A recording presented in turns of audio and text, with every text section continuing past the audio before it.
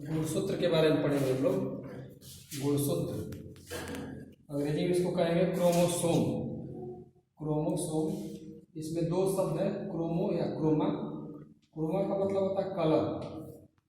Biology में कहीं भी क्रोमा शब्द आएगा तो इसका मतलब कलर से है, और सोमा शब्द कहीं भी आएगा तो इसका मतलब है बॉडी। बॉडी का मतलब यहाँ शरीर से नहीं है, ये भी एक बॉडी ही है। तो गुणसूत्र का मतलब, ये जो गुणसूत्र है ये रंगीन होता है, कलर्ड हो जाता है, रंग कोई ना कोई रंग ले लेगा ये, इसलिए इसका नाम क्रोमोसोम है।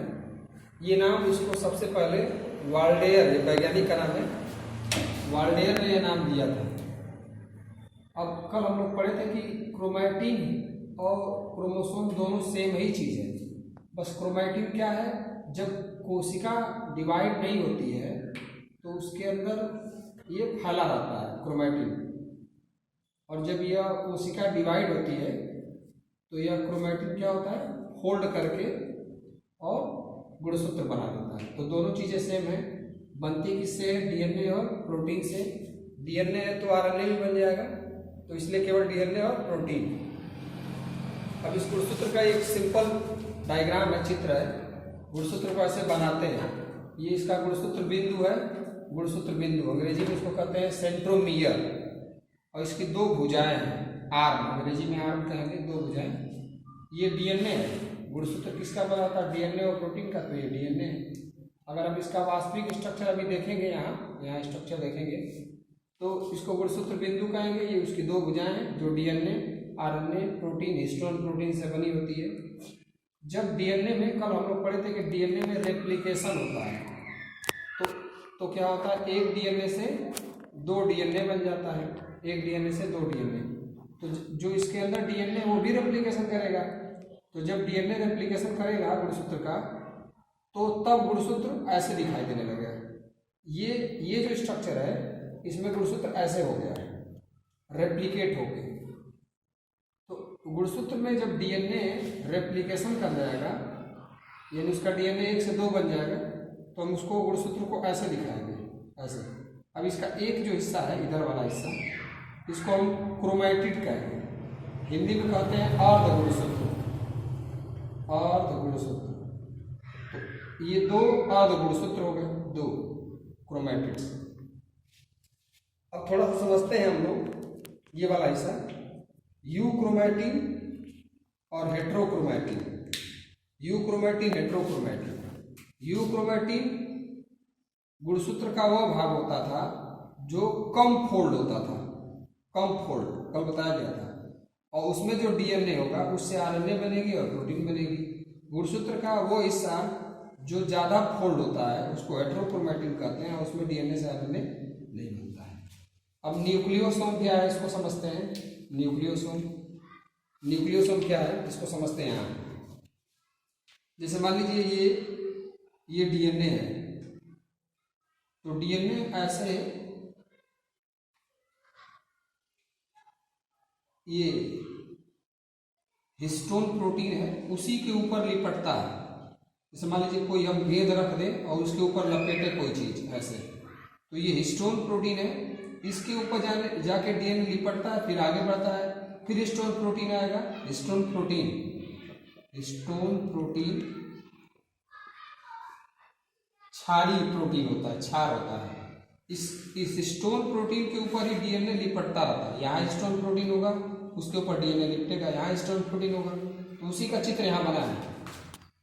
डीएनए जाके ऐसे हिस्टोन प्रोटीन के ऊपर लिपटता चला जाएगा। यही स्ट्रक्चर वास्तव में क्रोमैटिन है। क्रोमैटिन की संरचना में क्या होगा, हिस्टोन प्रोटीन के ऊपर क्या लिपटा होगा, डीएनए होगा। तो अब जो ये संरचना है यहाँ, एक जो संरचना है जिसमें हिस्टोन प्रोटीन के ऊपर डीएनए लिपटा हुआ, उसका स्ट्रक्चर यहाँ पे है, यहाँ पे ये ऐसे ऐसे।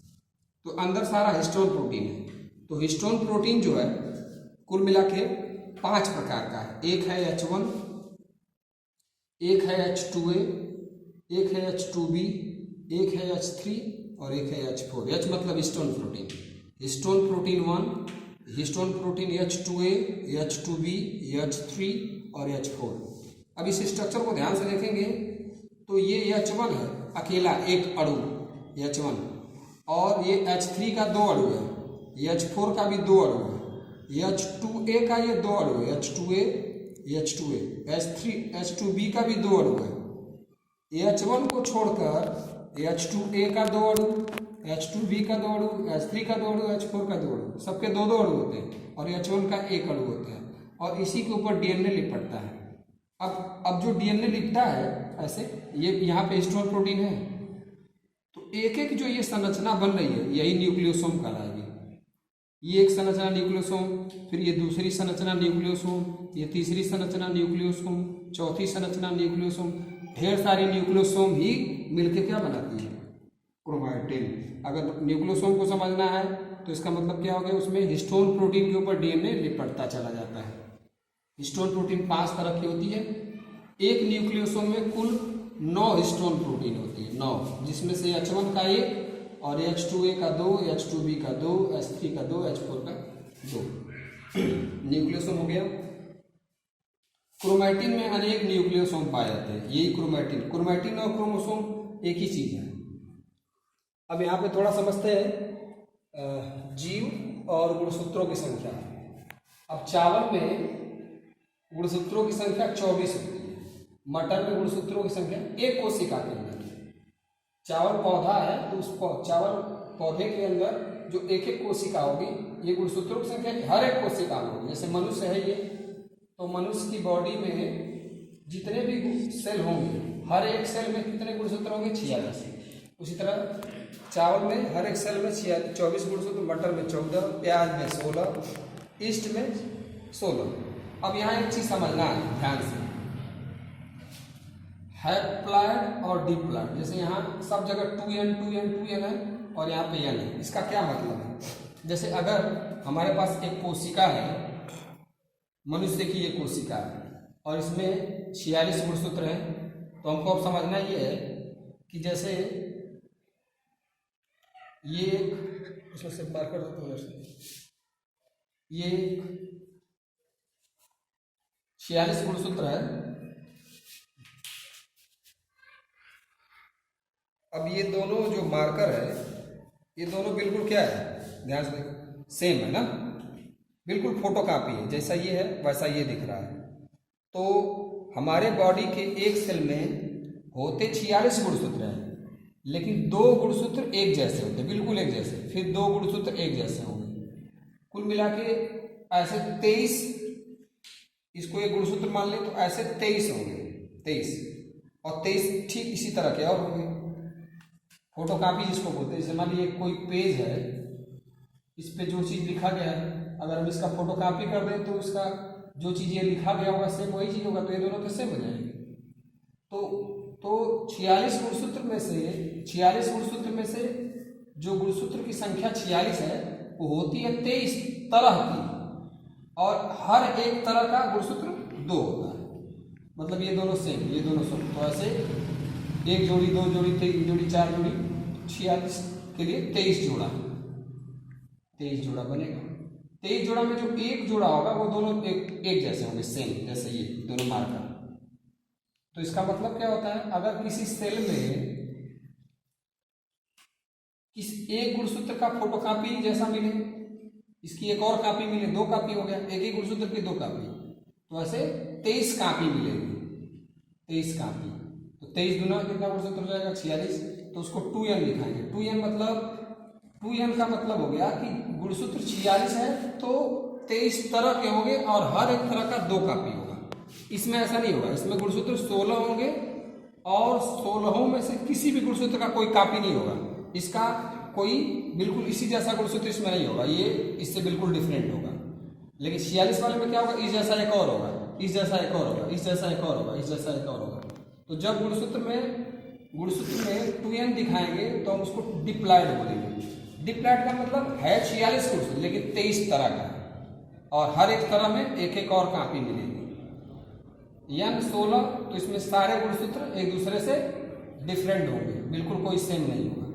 और 46 में क्या होगा, 23 अलग तरह के होंगे और सबका एक एक कॉपी और मिलेगा। हैप्लॉइड डिप्लॉइड फिर से समझ लेते हैं। अगर किसी कोशिका में मनुष्य की कोशिका में 46 गुणसूत्र है, तो कितनी कापी मिलेगी उसमें? 23 जोड़ी गुणसूत्र मिलेगी। जोड़ी ये जोड़ी के लिए। और यंग 16 मतलब इसमें गुणसूत्र पेयर में नहीं मिलेगा, ऐसे अलग अलग मिलेगा। और सारे एक दूसरे से 16 बना देंगे, गुणसूत्र है तो 16 अलग अलग होंगे। तो अगर किसी कोशिका में गुणसूत्र पेयर में मिल रहा है तो उसको डिप्लॉइड बोल देंगे, पेयर में नहीं मिल रहा है तो उसको हैप्लॉइड बोलेंगे। उस कोशिका को भी हैप्लॉइड, कोशिका को बोलेंगे हैप्लॉइड सेल, हैप्लॉइड सेल, और कोशिका को बोलेंगे डिप्लॉइड सेल। गुणसूत्र यहाँ भी 2 तरह का, ऑटोसोम्स, मनुष्य में 2 तरह का गुणसूत्र, ऑटोसोम्स और सेक्स क्रोमोसोम। 46 में से 22 जोड़ी ऑटोसोम्स होता है और 1 जोड़ी मेल में XY होता है और फीमेल में XX होता है। ये पहले का पढ़े इधर। अब डीएनए को थोड़ा समझ लेते हैं जल्दी से। ये डीएनए की स्ट्रैंड है, 2 स्ट्रैंड, डीएनए की 2 स्ट्रैंड है। इसमें से एक स्ट्रैंड, ये जो स्ट्रैंड है उसका ये स्ट्रक्चर है, ये स्ट्रक्चर है, और ये दूसरी स्ट्रैंड है। दोनों स्ट्रैंड आपस में जुड़ी हैं, दोनों स्ट्रैंड आपस में हाइड्रोजन बांड से जुड़ी होती है। कल पढ़े थे हाइड्रोजन बांड होता है। एडेनिन और थायमिन हमेशा एडेनिन थायमिन से जुड़ेगा, या थायमिन एडेनिन से। अगर इधर थायमिन है तो इधर एक स्ट्रैंड में अगर इधर एडेनिन है तो दूसरे स्ट्रैंड में उसके ठीक सामने थायमिन होगा। इधर थायमिन है तो इधर एडेनिन होगा, इधर ग्वानिन है तो इधर साइटोसिन होगा, या साइटोसिन है तो ग्वानिन होगा।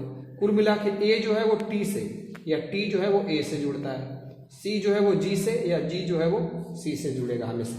बस अंतर क्या है, ए और टी के बीच जहां भी ए और टी जुड़ेंगे वहां 2 हाइड्रोजन बांड मिलेगा, लेकिन जब जी और सी जुड़ेंगे तो वहां पे 3 हाइड्रोजन बांड मिलेगा। अब एक और चीज समझना है, ये एडेनिन है, कल पढ़े थे क्षार है। एडेनिन और शुगर के बीच जो बांड होता है उसको ग्लाइकोसिडिक बांड बोलते हैं। बांड मतलब जुड़ा है, ये दोनों ग्लाइकोसिडिक बांड से जुड़े हैं। यहाँ भी ग्लाइकोसिडिक बांड है, क्षार और शुगर के बीच ग्लाइकोसिडिक बांड है। और शुगर फास्फेट शुगर के बीच sugar phosphate sugar phosphate sugar phosphate, ऐसे इसका स्ट्रक्चर बनाना बड़ा आसान है। शुगर फास्फेट शुगर ऐसे बना देंगे तो ये जो बांड बन रहा है, ये वाला जो बांड है, इसको बोलते हैं फास्फोडाइएस्टर बांड। ठीक है, तो डीएनए की ये 2 स्ट्रैंड हो गया। अब यहाँ पे कोशिका के कुछ अंग जो हम लोग पढ़े, शुरू में पढ़े थे कि कोशिका के अंदर बहुत सारे अंग पाए जाते हैं। कोशिका के अंदर न्यूक्लियस पड़ी हुई है, इसके अंदर माइटोकॉन्ड्रिया होता है, क्लोरोप्लास्ट होता है। कोशिका के अंदर बहुत सारे अंग पाए जाते हैं। माइटोकॉन्ड्रिया पाया जाता है, ऐसे माइटोकॉन्ड्रिया, राइबोसोम, हरित लवक, lysosome, Golgi body, endoplasmic reticulum, तारक काय को सेंट्रोसोम कहते हैं। ये खोजकर्ता के नाम है, सिम्पर ने खोजा है। माइटोकॉन्ड्रिया को कोलिकर ने खोजा है, और ये माइटोकॉन्ड्रिया जो नाम है बेंडा ने लिया, सी बेंडा। पायलाडे ने इसको खोजा है, इसको डी दुवे ने खोजा है, इसको कैमिलो गाल्जी ने खोजा है, इसलिए इसको गाल्जी कहते हैं। इसको KR पोर्टर ने खोजा है, इसको तारक काय को टी बावेरी ने खोजा है। इसका काम क्या है, इन सब का प्रकाश संश्लेषण होता है हरित वक्त में। प्रकाश संश्लेषण ये केवल प्लांट सेल में मिलेगा, इसी से पौधा भोजन अपना बनाता है। माइटोकॉन्ड्रिया सारे सेल में मिलेगा, यूकैरियोटिक सेल में, प्रोकैरियोटिक सेल में नहीं मिलेगा। माइटोकॉन्ड्रिया के अंदर ATP बनता है, पावर हाउस करते हैं, ऊर्जा का निर्माण होता है। इसके अंदर श्वसन की क्रिया भी होती है। राइबोसोम पर प्रोटीन बनता है, ये बड़ा इंपॉर्टेंट है। राइबोसोम पर प्रोटीन का संश्लेषण मतलब होता है निर्माण, संश्लेषण का मतलब निर्माण। लाइसोसोम के अंदर एंजाइम्स पाए जाते हैं। इस सारे का चित्र भी होता है, जैसे माइटोकॉन्ड्रिया का ऐसा चित्र है, क्लोरोप्लास्ट का ऐसा चित्र होता है, और इसके अंदर प्रकाश संश्लेषण फोटोसिंथेसिस होगा। लाइसोसोम गाल्जी बॉडी के टूटने से, इसी के टूटने से ये बनता है लाइसोसोम। लाइसोसोम के अंदर कोशिका का पाचन होगा, कोशिकी पाचन, कोशिका का नहीं, कोशिका के अंदर लाइसोसोम होगा और उसके अंदर पाचन की क्रिया होगी। गाल्जी बॉडी का काम है कोशिका भित्ति निर्माण। कोशिका भित्ति पढ़े थे, न्यूक्लियस, साइटोप्लाज्म, प्लाज्मा मेम्ब्रेन और ये सेल वॉल। तो इस सेल वॉल का निर्माण किसकी सहायता से होता है, गाल्जी बॉडी की सहायता से। इसमें 2 पदार्थ, सेलुलोज भी होता है, हेमोसेलुलोज और पेक्टिन। ये सारे जो पदार्थ है वो सेल वॉल में पाए जाते हैं, पदार्थ है ये। एक्चुअली ये कार्बोहाइड्रेट है, कार्बोहाइड्रेट। एंडोप्लाज्मिक रेटिकुलम, जैसे यहाँ पे प्रोटीन बनता है तो यहाँ पे वसा का निर्माण हो रहा है, वसा लिपिड का निर्माण। और तारका का काम होता है कोशिका विभाजन में सहायता करेगा। यह राइबोसोम दो तरह का है, 70S और 80S, इसको आगे पढ़ लेंगे। 70S राइबोसोम 30S और 50S दो इकाइयों से मिलकर बनता है, सब यूनिट से दो छोटी छोटी इकाइयां मिलके ये राइबोसोम बनाती है। इसमें से एक इकाई को 30S कहते हैं, एक इकाई को 50S। 30S अलग होती है, 50S अलग होती है, फिर ये दोनों आपस में आके जुड़ जाती है मैग्नीशियम की सहायता से। 30S अलग होती है, 40S अलग होती है, 60S अलग होती है, फिर जुड़ जाती है मैग्नीशियम की सहायता से। चाहे 30S हो, चाहे 50, चाहे 40, चाहे 60, इन सबके अंदर क्या क्या होता है? 40S सबके अंदर क्या होता है? RNA और प्रोटीन। राइबोसोम में दो ही चीज होता है, RNA और प्रोटीन। इसमें RNA होगा, प्रोटीन होगा, इस सब में RNA, और फिर आपस में जुड़ जाएंगी। 70S राइबोसोम प्रोकैरियोटिक कोशिका में मिलेगा, प्रोकैरियोटिक कोशिका में, और क्लोरोप्लास्ट में। 80S राइबोसोम यूकैरियोटिक कोशिका में मिलेगा। एंडोप्लाज्मिक रेटिकुलम भी दो तरह का होता है, एक होता है स्मूथ एंडोप्लाज्मिक रेटिकुलम, ये एंडोप्लाज्मिक रेटिकुलम का चित्र है, और ये रफ एंडोप्लाज्मिक रेटिकुलम का मतलब इसके ऊपर बाहरी सतह पे क्या मिले? राइबोसोम, ये राइबोसोम है। ऐसा एंडोप्लाज्मिक रेटिकुलम जिसके सतह बाहरी सतह पे राइबोसोम मिलेगा उसको रफ बोलेंगे, जिस पे राइबोसोम नहीं मिलेगा उसको स्मूथ बोलेंगे। जो रफ वाला होगा एंडोप्लाज्मिक रेटिकुलम, उसमें प्रोटीन भी बनेंगे क्योंकि इसके पास राइबोसोम है, और राइबोसोम का काम क्या होता है? प्रोटीन निर्माण, तो इसमें प्रोटीन भी बनेगा। पूछा जाएगा किस एंडोप्लाज्मिक रेटिकुलम में प्रोटीन बनेगा, तो इसमें बताएंगे। अब सीलिया और फ्लैजेला क्या होता है इसको समझते हैं। जैसे यूग्लिना